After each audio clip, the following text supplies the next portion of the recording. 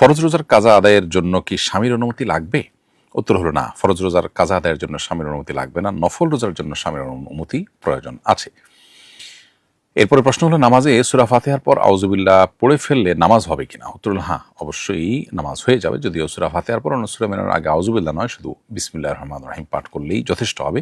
তারপর আপনি যদি আউযুবিল্লাহ পড়ে ফেলেন তাতে নামাজের ক্ষতি হবে না বা নামাজের সুজদা ইত্যাদি ওয়াজিব হবে না।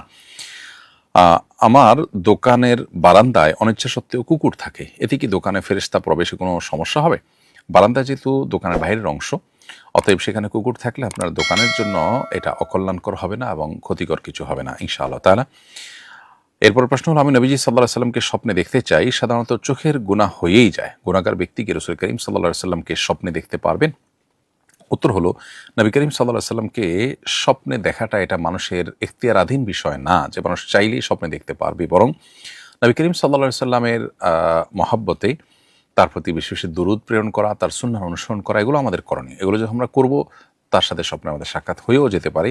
আর যদি নাও হয় তাহলেও আমরা আল্লাহর কাছে প্রিয়পাত্র হয়ে কিয়ামতের দিন তার সাক্ষাৎ পেতে পারি এবং জান্নাতেও তার সাথে থাকবার মতো সুযোগ তৈরি হতে পারে। সেজন্য সেরকম আমল আমাদের করা দরকার। স্বপ্নে দেখার চেষ্টার চাইতে নবী সাল্লাল্লাহু আলাইহি সাল্লামের সুন্নাহগুলোকে মেনে চলা, তার আদর্শকে ধারণ করা, এটার গুরুত্ব একজন ইমানদার কাছে অনেক বেশি এবং সেটা তার করা হলো কর্তব্য।